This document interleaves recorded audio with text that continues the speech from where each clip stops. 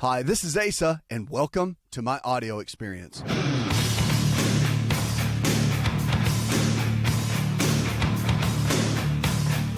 study has realized that the body can get sick, it can also get well. All about lifestyle. The choices that we make every single day can and will determine the kind of health we're going to have tomorrow. Now, if you want to send me an email, I'll be glad to make it part of the show, or whatever you need. If you're looking for a lifestyle provider in your area, someone that believes the same way we do, check out the website, or you can call one of our team members, and they can get you the help that you need. Now, our hair actually says things to us about our health. You ever know that? So not just the gray hair, although that does say something. But our hair definitely talks to us about what's going on in our health. I want to go through some of that with you. And believe it or not, I mean, skin, hair, nails, they all can show what's happening on the inside. It's a direct reflection of what's happening on the inside. It's amazing. So gray hair and stress is the first big one. Anyone who has watched presidential hair from campaign to campaign knows this, that stress turns the hair gray. The oxidative stress may affect the pigment-producing cells, says dermatologist Randy Murandi, who is with the Department of Dermatology at the medical group in Vallejo, California. The dermatologists do not know exactly why trauma and stress can turn the hair gray for some individuals and not others, but they explain that when your hair grays, it's dictated part by your genes. That's one big one. And then, of course, brittle hair and Cushing's syndrome. So if you have brittle hair, it can be a symptom of what's called Cushing's syndrome. And, of course, Murami notes that there are many other obvious symptoms of this rare condition. It's caused by excess cortisol, and it includes high blood pressure, fatigue, and back pain. And treatment of Cushing's actually may include changing the dose of medications that be causing the condition as well. So other people might need surgery, chemotherapy, or radiation to correct the adrenal glands' overproduction of cortisol. That typically is what does that. Now, the dry thinning of hair, that can be with thyroid issues or thyroid disease, called hypothyroidism, pretty common. And the hypothyroidism means your thyroid is not working as effectively as it could. It's low in function. And it can lead to a lot of symptoms like tiredness, cold intolerance, joint pain, muscle pain, puffy face, and overall weight gain. And the thyroid stimulating hormone is a test to diagnose the condition, and treatment entails typically medication, Synthroid, or which they call levothyroxine. And also they could be using Armour, which is a more natural version of it. But then there's also the hair shedding and anemia. So if you're noticing a lot more hair in the hairbrush or the shower floor or whatever, you could be having low iron. And there could be an anemia that's built up. That's a lack of oxygen getting into the cell. And there's another blood test, simple little iron blood test they can do, and they can check. And the iron supplements or change in the diet, if you really increase things like blackstrap molasses, is great to raise iron levels as far as eating goes. But you can also look at other foods. I mean, like your dark leafy greens make a big difference. Red meat, grass-fed are some of the great choices to get your iron levels up. But again, by getting your iron levels up, which takes time, it's not going to happen overnight, but it can definitely increase and start supporting your hair and keeping it from falling out. Hair shedding can also happen temporarily with sudden changes in estrogen, and is often noticed after pregnancy or stopping birth control pills. Now, the hair thinning is another big one. So protein is essential to building hair. That's what it's really made of. So if you don't get enough, you may notice hair loss or thinning. So the protein deficiency isn't a problem for most Americans because we get so much of it. But all you need is about one serving a day of high-protein foods, about the size of a deck of cards, really to maintain healthy hair. But people who have gastrointestinal difficulties or just had gastric bypass surgery may have problems digesting the protein. And these specialized situations really will have to go to your doctor, your family doctor, really, and they can manage it from there. Yellow flakes and dandruff, well, you see a lot of flakes that come off even on your eyebrows. It's a sign of dermatitis, which is called dandruff. And over-the-counter specialty shampoos and prescription cortisones can help manage it. But the dandruff, which is caused by yeast on the skin or an inflammation in the skin, is usually worse in the wintertime. Pretty common. But that yeast can be cleared up in the digestive tract. Remember that. It starts with the foods that we eat every single day. And you probably don't have enough of the good bacteria, probiotics, and or the omega-3 fatty acids are another big piece of that. So getting plenty of your omega-3s makes a big difference when you're dealing with any kind of dandruff or skin-related issue. So your fish oils, your nuts, and your seeds. Remember, walnuts contain the highest amount of omega-3s in all the nuts. And then the damaged hair, so you can have, of course, just kind of ratty-looking hair. If you have a lot of treatments done with coloring and hair treatments and all, that can be an issue as well. I mean, that's just damaged. So it's nothing really that has to do with the nutrition, but it just has to do with the care of the hair, which typically can be challenging. 888-283-7272. Check us out on the web, and also you can give us a call or send me an email. I can make it part of the show as well. Carl, we're going to you next. How can I help? I was calling because I got a chemical imbalance.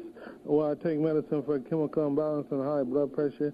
I want to know what I can do to better myself by eating right and exercising and supplement. And I haven't been doing too much, just walking a little bit. It's been cold in Peoria, Illinois. Okay. Well, if you've just been walking a little bit and haven't really made any major changes in your lifestyle, then, looking into that first, especially if a chemical imbalance, depending on what it is, if it's serotonin or dopamine levels, if it's more bipolar, where they've really had to manage that pretty stringently, then, again, you want to stay on the medications, obviously, whatever your doctor has you on. That's first and foremost. But coming up with a lifestyle plan to really manage just your overall health is going to be important. And I think you're exercising. That's great. Just walking has got a lot of research behind what it can do for your brain chemistry and for your overall health, blood sugar levels and blood pressure levels. Even just 20 to 30 minutes a day, 5 days a week, has been shown to show great. Really 3 days, but 5 is what I like to suggest. But yeah, just getting out and moving consistently can be extremely beneficial. So that's one. Now, your diet is going to play a role too. For brain chemistry, again, not just eating nutrients to alter brain chemistry, because the medication that your doctor probably has you on is managing it well. But there's some standards that are really important across the board to support the brain. And that is eating foods that are rich in pyridoxal 5-phosphate, which is B6 or P5P. That's a lot of the protein-rich sources: chicken, fish, beef, eggs. Those are all loaded with it. And then getting plenty of healthy fats, your almonds, walnuts, cashews, avocados, fish oils. Those are all important because those fats help to support brain function and also the nervous system. And then also managing your blood sugar levels. And that's just keeping more to fruits and vegetables on your carbohydrates. And that can make just a big difference overall. Shooting for that on a regular basis can help. And, of course, there are supplements out that can help as well. But you don't want to start doing all those, because if you are on the medications, it can really start to alter things. And that's where you want to get your physician involved with anything that you want to modify regarding that. We'll be right back.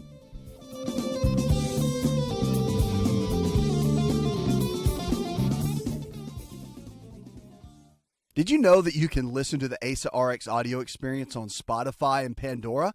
For all the ways to watch and listen, check out our show page at asarx.com/experience.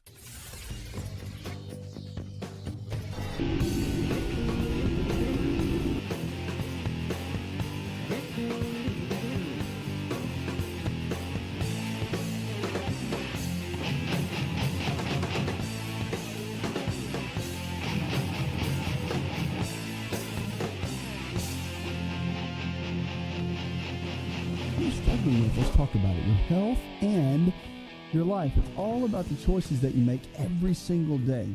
Now, what's amazing to me is that with our choices, no one else can do it for you. Only you can do it. And I think many times we get into a complacency where we just get stuck in the same rut. We do the same thing over and over again. We expect different results. That's the definition of insanity, and that's not going to happen. So we have to try something new. It's kind of like people get into their New Year's resolutions, and then, of course, time passes, and they stay in their old patterns. And the challenge is we have to make new patterns. We have to get into a new place and begin to change what we've done in the past so that we can grow. We can get our bodies to where they need to be. That is an absolute key. And, on this show, it's all about making the right kind of changes. It's about restructuring. It's about hitting your goals. And and getting your body to where you want it to be. Your health is your greatest wealth in so many different ways. And I think people struggle with energy levels. They struggle with the way they think, mental clarity, hormones. I mean, of course, we talk about everything here, but one thing I want you to understand is that you can get the health in the body that you want. You just have to be willing to make those changes and to really look introspectively at yourself and say, okay, what's working, what's not? What's been working great and what has not been? And then make those transitions so that you can thrive and be able to go to that level that you want to go to. 888-283-7272. Let's go to Ruby now. Hi, Ruby. When I went to get up this morning, I was not necessarily dizzy, but the whole room just kept on going round and round and round. And if I closed my eyes, it seemed almost worse.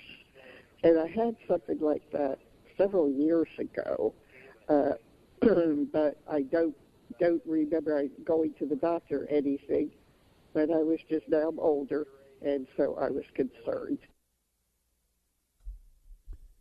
Well, if you're, like, let's say if you're going from lying down to standing up and you get really dizzy, it's called Ragland's sign.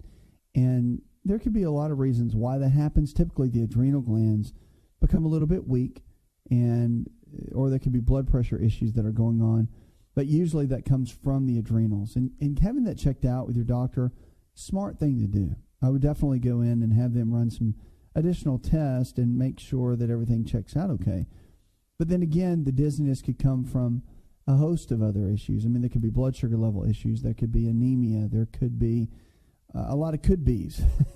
So I don't like to go on could-bes. That's why the testing is important. So go to your family doc and have them do any necessary tests, and that can be quite helpful because once they find out where any of these weak areas might be, then they can come up with a really good game plan. That's where you want to go first, because even if it's something simple like blood sugar related issues or something of that nature, that can be corrected pretty easily. But you definitely want to rule that out so they can know, because you don't want to be stuck and be dealing with something that could be a little bit more serious. It's always good to have that looked at for sure. All right, thanks for the call. 888-283-7272. Give us a call. Rebecca in Dallas, Texas, it says, my doctor told me that I actually had a sprained ankle. They put me on rehab and therapy, and it's still not getting better. What do you think? Well, what I think is, depending on who's doing your rehab and therapy, you might want to get someone else to help you with the rehab and therapy, or you can look into, if everything's going great, they're doing great, and they're saying you're doing great, but we don't know why it's not responding, then, again, it could be your diet. You'd be eating a lot of foods every single day that create a lot of inflammation. That could be an issue. But also, you might want to look into another couple of things, such as if you're dealing with the ankle and it's not responding well, there's a laser therapy that can be very, very helpful. And getting the laser therapy done, most doctors carry that in their office now. A lot of the sports medicine doctors will, and also physical therapists will keep that in their locations as well. So, yeah, I would just look into that and see if you can find someone that's kind of up to speed on a lot of it, and then build a good, solid game plan from there. Because you got to have that treatment when certain joints are not responding. It does a great job of just kind of kick-starting the whole deal. So, yeah, get that checked out. Keep me posted. 888-283-7272. Let's go to the phones again and go to Martha. Hi, Martha. I have a question about arthritis in someone's hands. And once they've gotten their hands have swollen, is there any way to make it go down? Well, that depends. I mean, if we're talking about rheumatoid arthritis or osteoarthritis, they're different. I mean, one has a pretty strong component to it with autoimmune, and that becomes a bit of a challenge because usually once autoimmune disease starts, it's like a light switch. You can't really turn the light switch off, but you can put a dimmer switch on it. But yeah, again, I would look at a couple things. One is, if you haven't changed your eating habits, that's the first place you want to go. So eating the right kind of foods on a regular basis is an absolute key. And cutting, all the breads and the pastas and the cereals and the crackers, cutting that out. And then, of course, keeping your healthy fats up and your lean quality proteins up, chicken, fish, beef, eggs, all that can be helpful at lowering the inflammation, but giving your body the nutrition that it needs to thrive. And that's really what you want to focus on, is keeping the body functioning at a peak level. And with arthritis, depending on what kind it is, that's what you want to look at. But I would go there first, have someone like a dietitian or nutritionist work with you, and then, of course, see how it does. It takes about, I'd say 6 to 8 weeks for you to really start noticing. So if it doesn't work in like a week, don't get frustrated, okay? 888-283-7272. Give us a call. Or go to the web, whatever you're struggling with. Remember, if the body can get sick, there's always hope for it to get well. More of your calls and some new research coming up.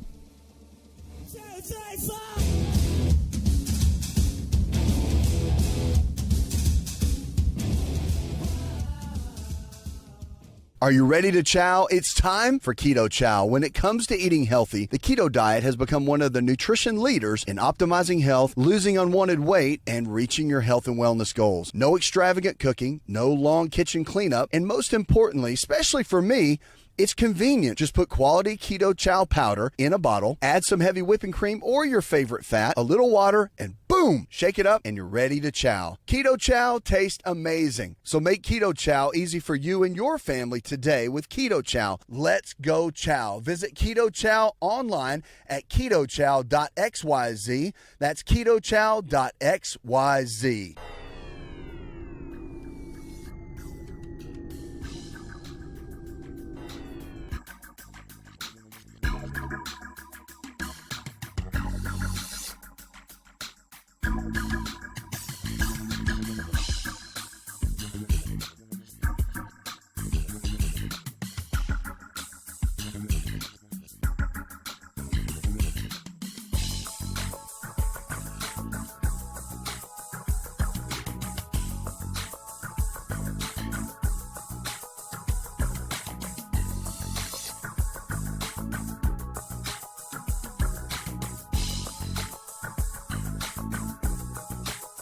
Welcome back to the show. Check us out on the web. Whatever you're struggling with, realize if the body can get sick, it can also get well. So whatever you're dealing with, remember, it's amazing about the choices that we can make every single day. Let's go to the phones and talk with Paula. Hi, Paula.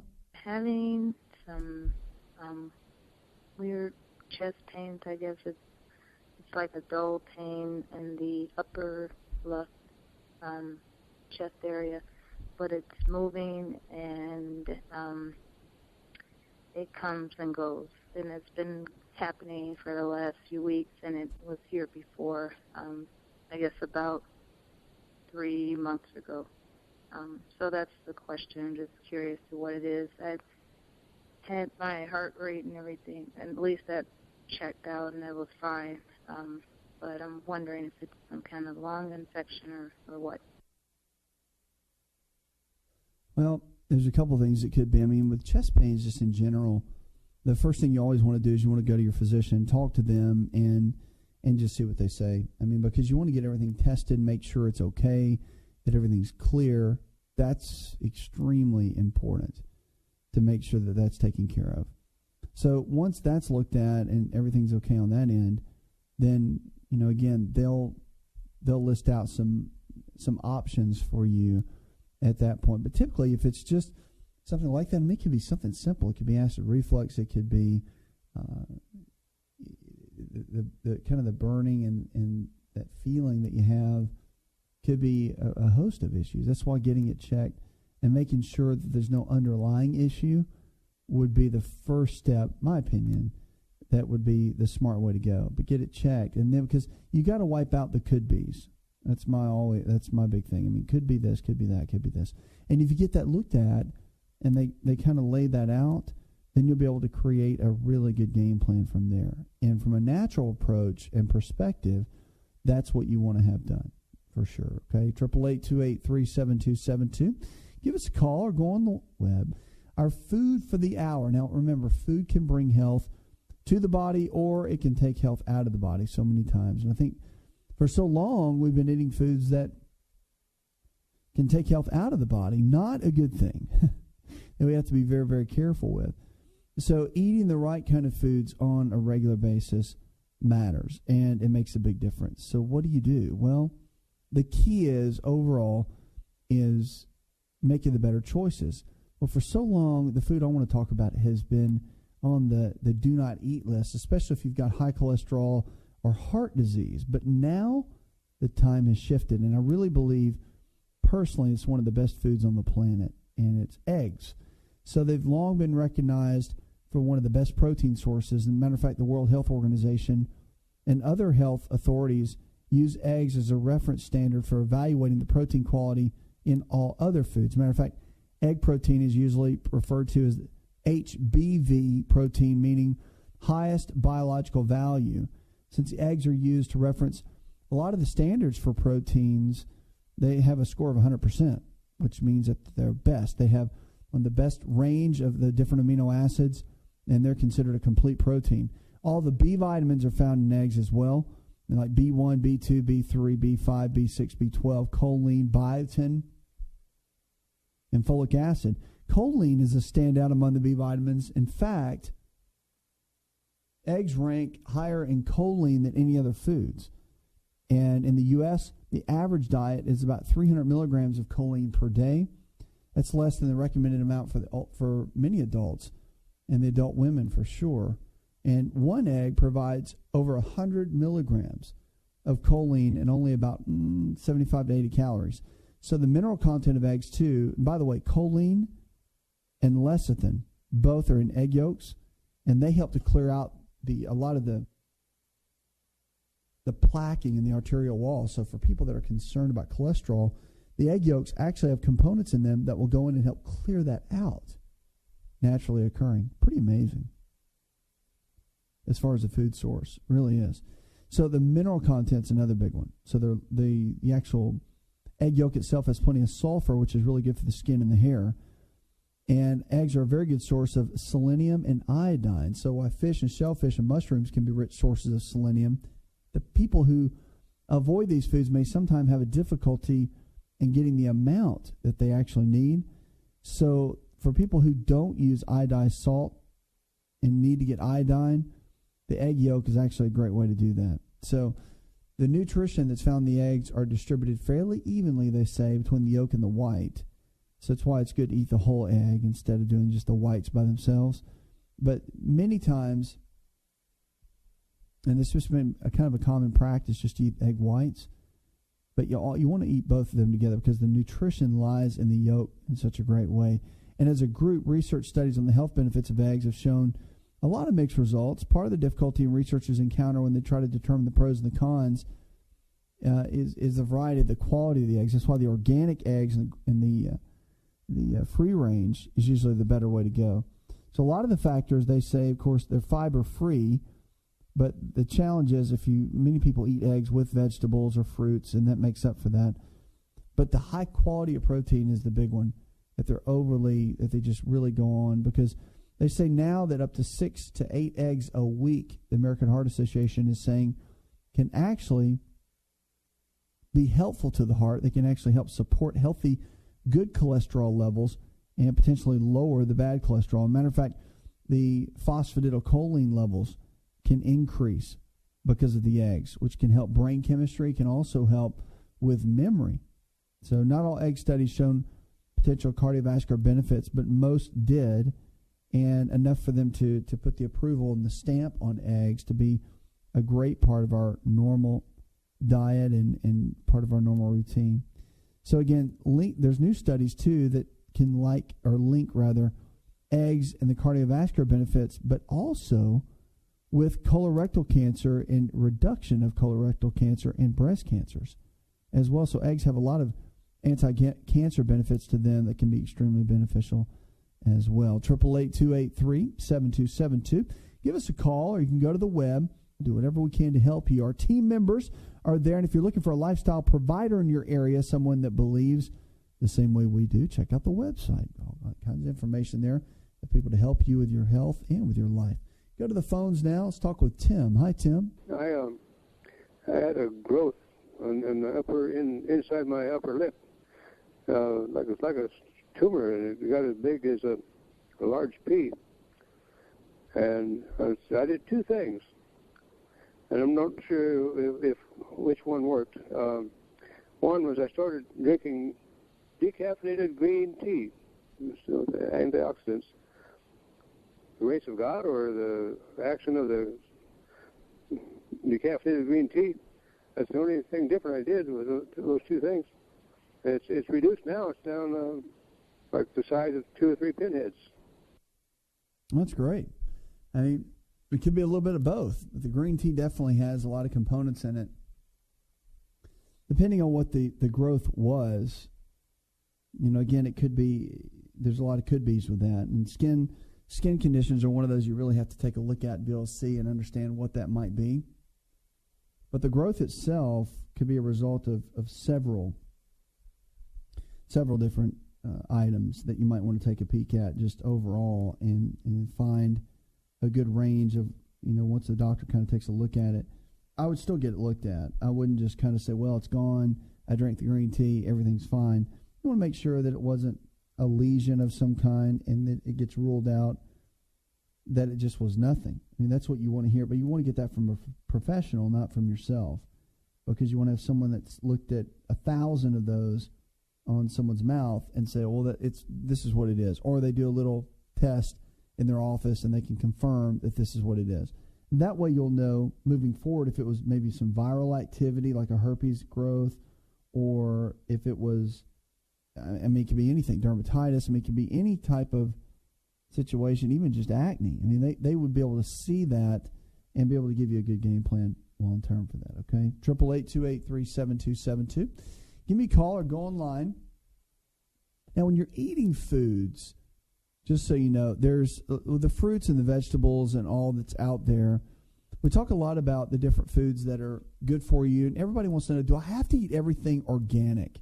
Well, there's what we call the dirty dozen, and these are actual foods because of the way they're processed and grown, and with all the pesticides out there, these are the foods that you definitely want to get organic if possible, just because of their vulnerability. Let me go through those with you.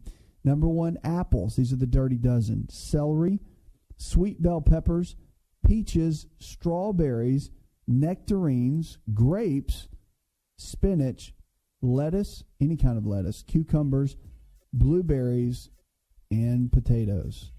So those are your dirty dozen. So make sure that you get those organic just because of the high load of pesticides that can be found on the inside of those foods. Again, that's a big deal. Chemicals build up in the body and can be one of the number one reasons that your body begins to kind of wear down, and a lot of the diseases too, they're linked. There's no for sure studies on it, but there's a lot of theory behind that as well. Coming up, more information to empower your health. Got some great information on weight loss too. So if you're looking to drop some of those pounds, you don't want to go anywhere. Coming up, we're going to talk about some great tips to be able to do that. 888-283-7272. We'll be back. Hi, it's Asa. I'm giving you a copy of my best-selling book for free to help you in your health journey today. I'll pay for the book.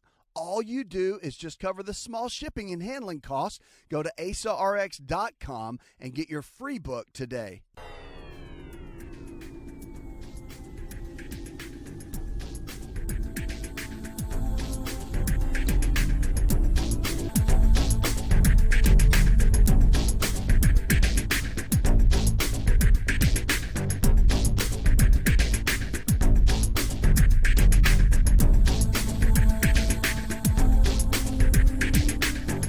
Lines are open, 888-283-7272. What are you struggling with? Let's talk about it. Diabetes, heart disease, arthritis, fibromyalgia. Remember, if the body can get sick, it can also get well. So the choices we make today can and will determine the kind of health we're going to have tomorrow.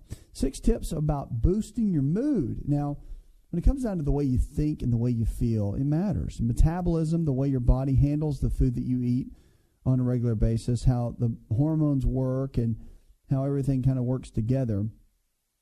The metabolism is the process your body uses to break the food down. So knowing that your metabolism is working efficiently is extremely important.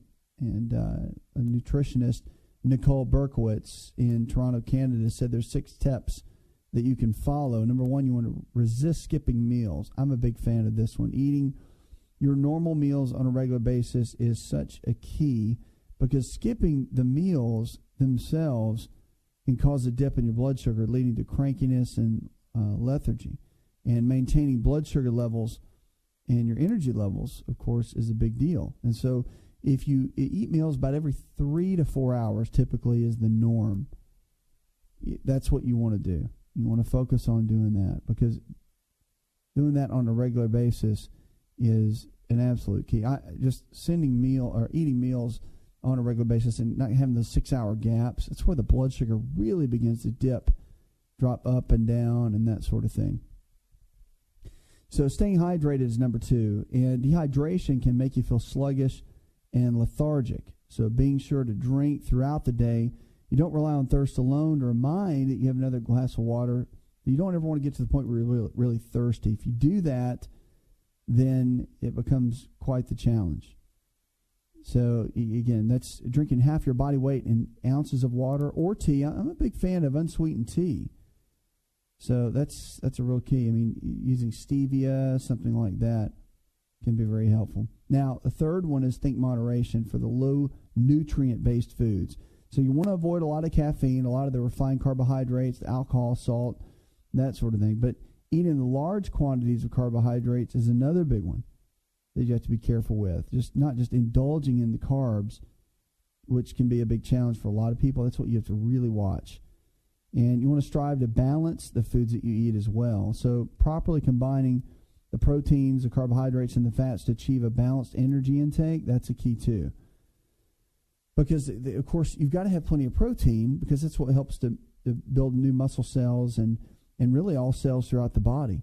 And also helps to regulate insulin, which, you remember, when your insulin levels or your blood sugar levels go up, insulin has to be produced or sent out from the pancreas. And the more insulin you have sent out, the more you're going to store what's out there. So if a lot of fat, sugars, and all that, that's what gets stored. You have to be careful of that. And then, of course, getting a boost from good mood food. And these are the ones that everybody loves. The omega-3 fats increase serotonin levels in the brain. They make you feel good. They increase optimism. And maybe you need some optimism in these days.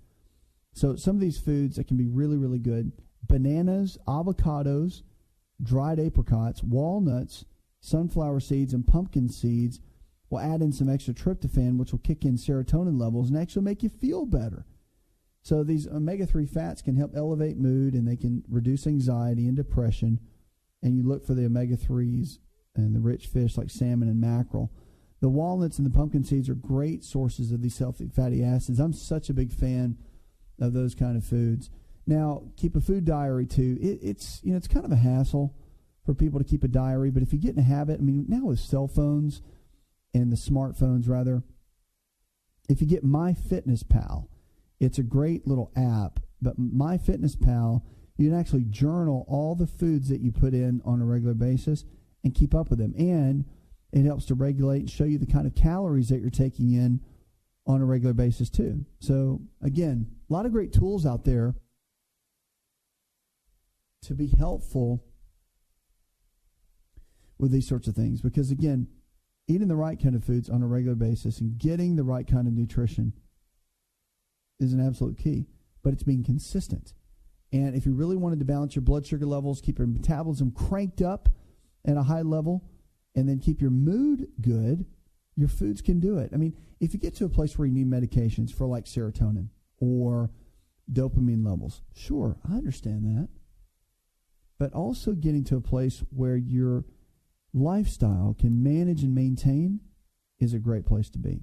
888-283-7272. Check us out on the web. Let's go to Linda. Hi, Linda. I have a possible temporal arteritis, and I had the biopsy in my 2 arteries, and it came out negative. But prior to having the biopsies, I was on prednisone, 15 milligrams for 7 days. So the doctor and I are wondering if this altered my results, because the results came out negative. Also, the SED rate prior to the biopsy was 41, which made them suspicious that I had an inflammation. And then after the biopsy, because I was on prednisone, it came down to 12. So now I still have a lot of symptoms. I have horrible, horrible headaches. Well, if you're constantly having the horrible headaches from arteritis, then again, one key is cutting down the inflammation in the body, and then also rutin, R-U-T-I-N, has been shown to be really helpful along with vitamin E. So you might want to do some research on that. Talk with your doctor about it, and look into getting a lot of the omega-3 fats in the diet too. And NO2, which is nitric oxide, is combined with arginine and citrulline, and that's been shown to have some promise as well. Puts another hour in the charts. I want to thank our producer, Jay Patrick. Go tell one person something you learned on this show, and together we can transform the health of our friends, our families, and our community. Did you know you could listen to the ASA RX audio experience on Spotify and Pandora? For all the ways to watch and listen, check out our show page at asarx.com/experience. Hi, it's Asa. I'm giving you a copy of my best-selling book for free to help you in your health journey today. I'll pay for the book. All you do is just cover the small shipping and handling costs. Go to asarx.com and get your free book today. This episode is over, but check episode notes for links to products and services you've heard about on this episode. Thanks for listening and subscribing. Please share the ASA RX audio experience with others and stay in touch by giving us your comment or review.